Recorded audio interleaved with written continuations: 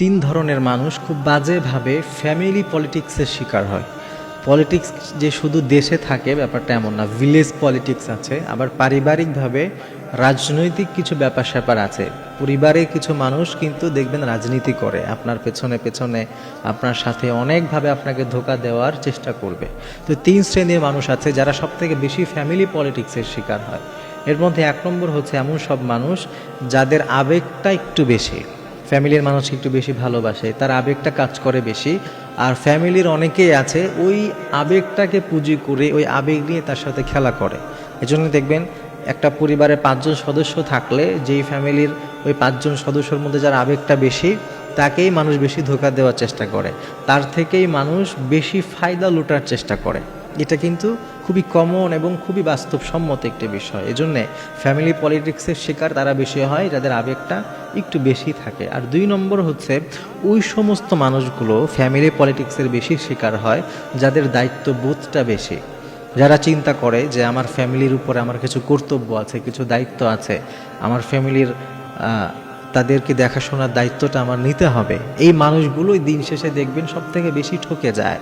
অনেক সময় আমরা অনেক এরকম আমাদের কাছেও মেসেজ আসে, আমাদের কাছে অনেকেই গল্প শেয়ার করে, যে মানুষটা ফ্যামিলিতে সব থেকে বেশি এফোর্ট দিয়েছে, বেশি কষ্ট করেছে, দিন শেষে দেখবেন যখন ভাগ বাটোয়ারার সময় হয়, যখন কোনো কিছু পাওয়া না পাওয়ার সময় হয়, ওই মানুষটাকে বঞ্চিত করা হয়। তাকে বলা হয় আচ্ছা তুমি তো এমন, তুমি তো এটা মানতেই পারবে, কিন্তু ও তো এটা মানতে পারে না, আচ্ছা তুমি এটা রাখো, ওকে দিয়ে দেই।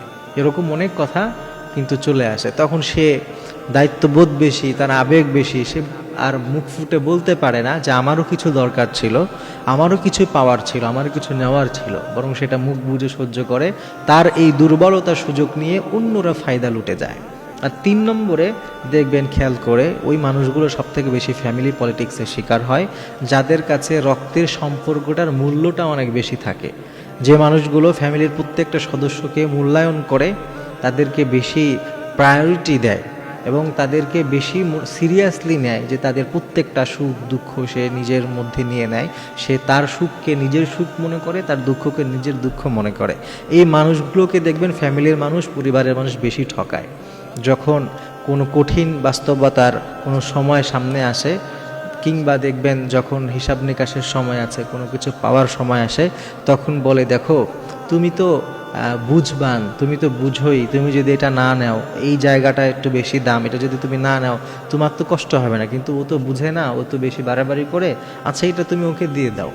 এই ধরনের কথাবার্তা বলে ঘুরিয়ে পেঁচিয়ে আপনার থেকে ফায়দা লুটে আপনাকে ধোঁকা দেওয়ার চেষ্টা সব থেকে বেশি ফ্যামিলিতে করবে। এজন্য দেখবেন যে এই মানুষগুলো ফ্যামিলিতে বেশি দায়িত্ববান হয়, ফ্যামিলিকে বেশি মহব্বত করে, ফ্যামিলির জন্য যে তার গোটাটা জীবন দিয়ে দেয়, দিন শেষে ফ্যামিলির কাছেই সেই খারাপ হয়, ফ্যামিলির কাছে এই মানুষটাই সব থেকে বেশি ধোঁকার শিকার হয়।